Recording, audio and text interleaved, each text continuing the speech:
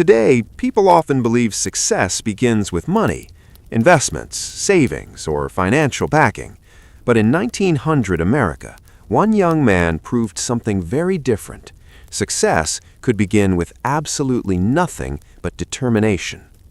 In the early spring of 1900, in the small industrial town of Dayton, Ohio, a 19-year-old named Samuel Reed stood outside a worn-down workshop, staring through its dusty windows.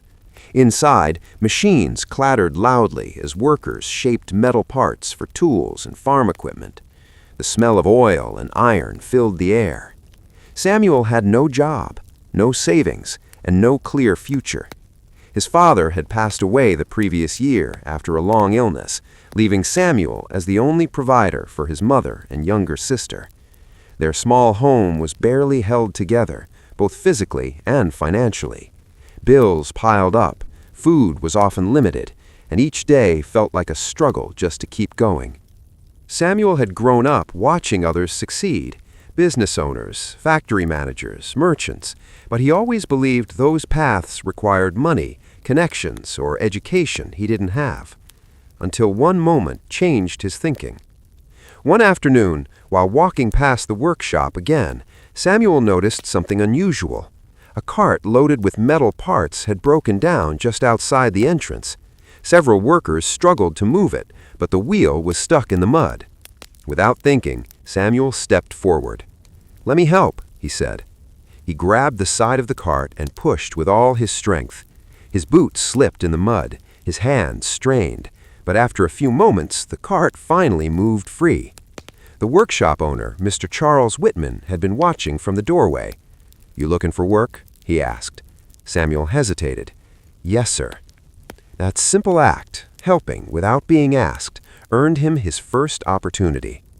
The job was basic: cleaning floors, carrying materials, running small errands. The pay was low, but Samuel didn't complain because he understood something important. This was a beginning. America in 1900 was changing rapidly. Industrial towns like Dayton were growing as factories expanded and new technologies began shaping the future. But for many young men like Samuel, opportunities were limited unless they were willing to start at the bottom. Samuel did more than just work. He observed. Every day while sweeping the floors, he watched how machines operated. He listened to conversations between skilled workers. He noticed which tools were used most often and which ones broke down quickly.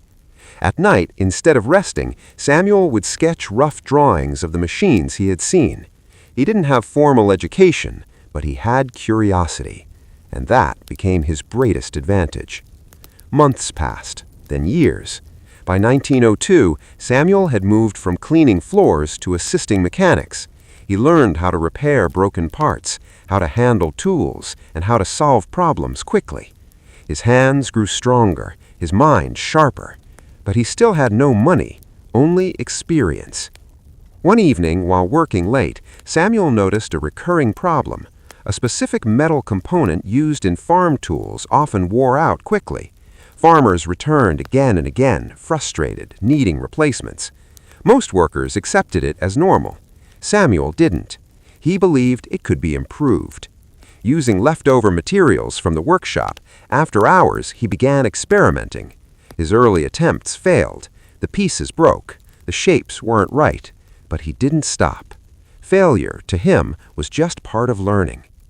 By 1904, Samuel finally created a stronger version of the component, one that lasted significantly longer than the original. Nervous but determined, he presented it to Mr. Whitman. The owner examined the piece carefully. "This could save customers a lot of trouble," he said. Within months, the improved part was being used regularly. Customers noticed the difference. Business improved. And for the first time, Samuel was offered something more than wages. He was offered a share in the profit of his design. It wasn't a large amount, but it was his first step toward ownership. Samuel didn't waste it. Instead of spending the money, he reinvested it into creating more improvements. He focused on practical solutions, tools that lasted longer, worked better, and saved customers time and money. His reputation grew. By the late 1900 decade, Samuel Reed was no longer just a worker, he was an innovator. And eventually, with years of savings and partnerships, he opened a small workshop of his own. It wasn't impressive, just a single-room space with a few machines, but it was his. America was entering a new era of industrial growth. Demand for reliable tools increased, and Samuel's designs gained attention beyond his small town. By the 1910s, his workshop had grown into a respected business, supplying durable equipment to farms across several states. People often assumed he had started with money, with connections, with privilege, but those who knew his story understood the truth. He had started with nothing. No capital, no education, no advantage, just a decision to begin. Years later, when asked about his success, Samuel gave a simple answer. He didn't start with money, he said. I started by showing up and refusing to stop. Today, success is often measured in numbers, bank accounts, investments, profits. But more than a century ago, in a small workshop in Ohio, one young man proved something timeless. Money can help you start, but it's not what creates success.